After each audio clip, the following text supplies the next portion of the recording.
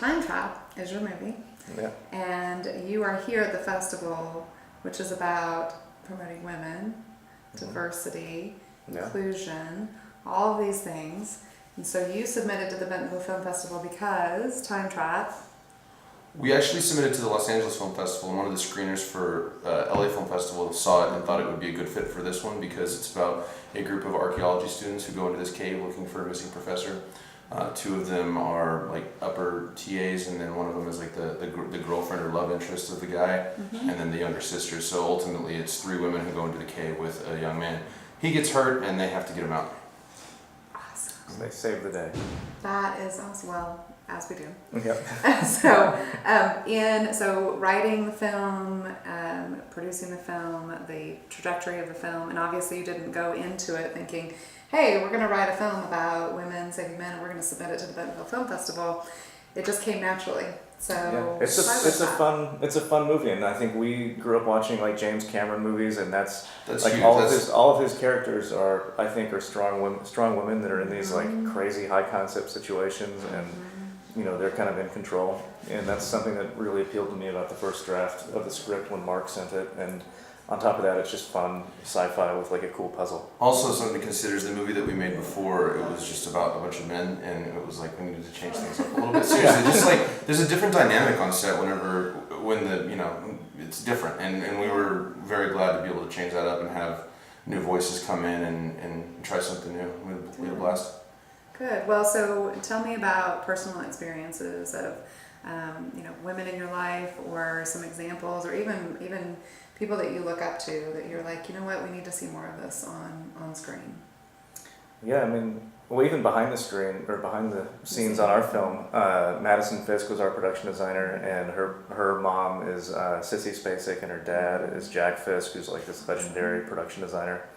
And she took a lot of that and brought it to our set, all the things that she's absorbed from that. Sissy Spacek is talk about a strong lady. Yeah, seriously. Awesome. So sure, it goes down the line. But then I did a short a couple of years ago that had Jane Lynch in it, and she's like one of the coolest women that I've met. She is, yeah. And for this little short, like just thinking career-wise, because one of the things when you make an indie movie, you want to have your cast and everybody kind of get behind it. And we did this short with Jane, and she was like, all right, what are we doing festival-wise? Like, I'll be there.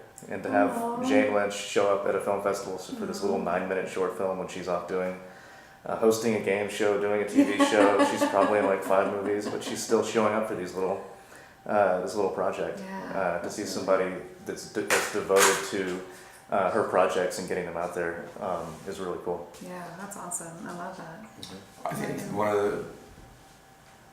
of the more interesting things for us in our movie making has been the people who have inspired us and helped us along have been the women in our life. Ben's mom, his grandmother, aunt, my aunts have been just at every film festival pushing us along and saying, you can do it, you can do it, you can do it. Yeah. And that has been very necessary and something that is constantly, like, movies are so hard to do. Yeah. They're hard to make good, and they're hard to get out there and show to people, and you're constantly being told no.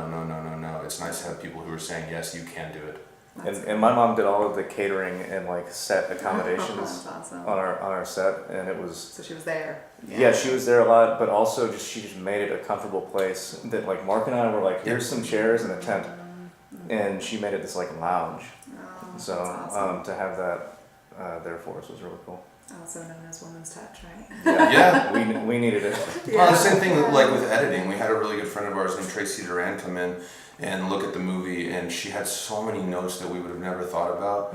I know that like there's a lot of really prolific female editors, and I can understand why, because they say that they nurture it. Like I don't think we're as nurturing as we could be to the timeline. But when Tracy came in and looked at it, she's like, you should do this and you should do that and you should cut this out. And I'm like, every one of those is right. That's awesome. All right, so your main character, even though it sounds like you have a lot of main characters, Guy, and he is with this tribe of women. You guys have tribes of women. You just described them. Absolutely. You have them. They have them in your life, and so when we talk a lot about more good men, we talk about the stereotypes that men face. don't cry, man up, be a man, don't have emotions, don't show emotions, those kinds of things. And so you have a lot of stereotypes that are, forcing your hands, just like women do. Sure. And so, what do you feel like, how do you feel like you might have addressed or approached some of that, that side of things in this being saved by women storyline? Stumper. Yeah, I have no idea how to answer that. I don't think I'd ever thought about that before.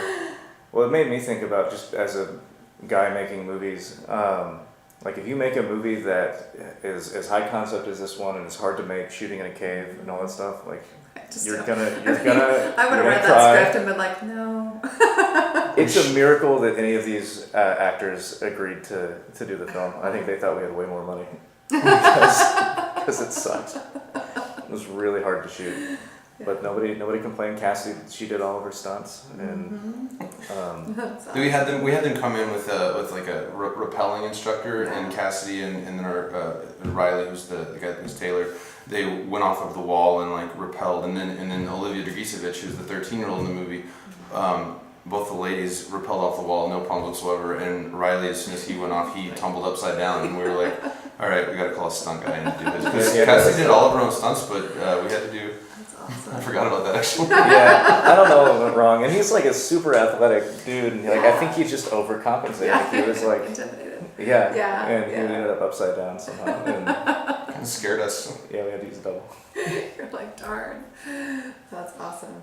But Well, so let's move on with the more good men. So one of the things that we do notice is that, this is if you can see it, you can be it at Bentonville Film Festival, right?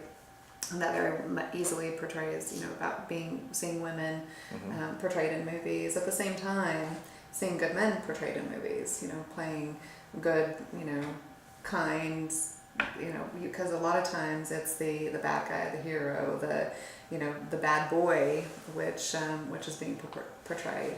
And so not only for women, finding mates in the world, or who is attractive and who they're bringing into their life, but for men, who to live up to, who you guys have to look up to as men who are good men that you want to follow. My dad's great. Yeah, He's so yeah. nice. Yeah. He's like Santa Claus. He's just this like really nice, jolly man.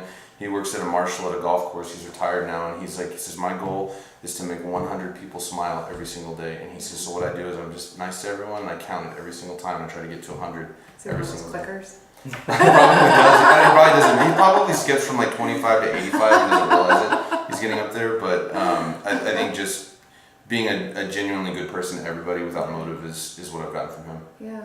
yeah, I'd say my dad too. I mean, that's he was always like, from a young age, he was always showing me how to do. Like if I showed an interest in something, he was always there to kind of nurture that. And I think that's important, and I think everybody needs that in their life. I do, and you guys are fortunate that it's your father. Mm-hmm. Yeah. So if it's not, and Mark had some.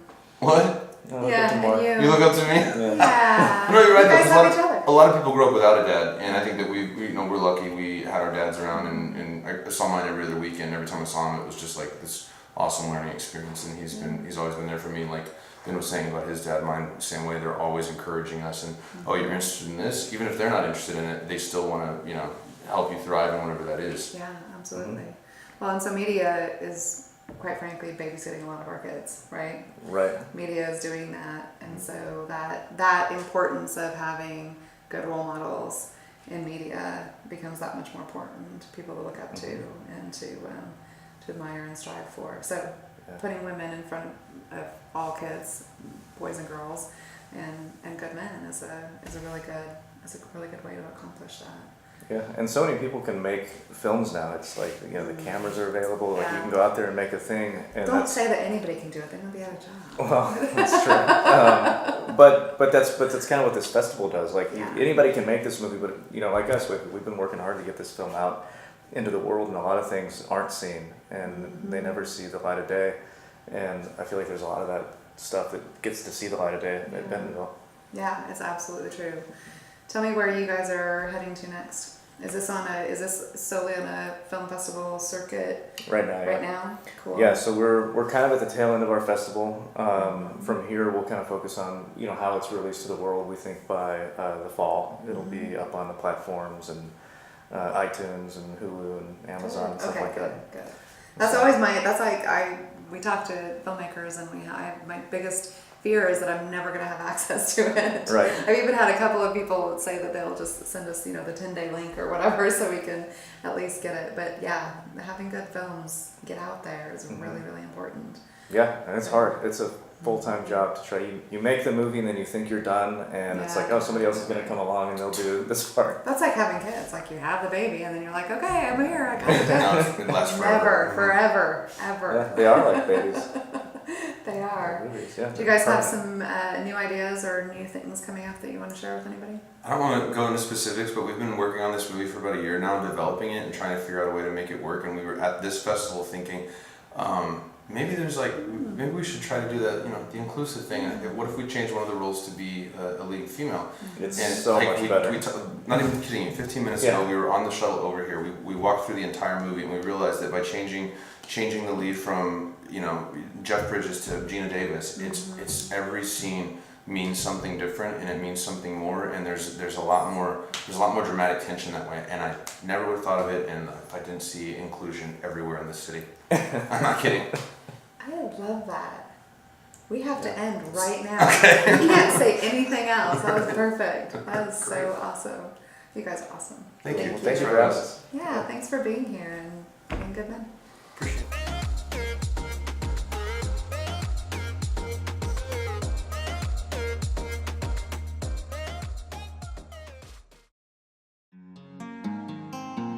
Sometimes I need to unplug.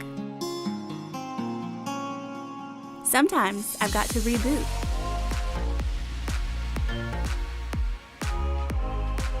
Sometimes I just want to sleep. But I always want to connect with you. Get into Brew Moods, aromatherapy lotions powered by a mindfulness app.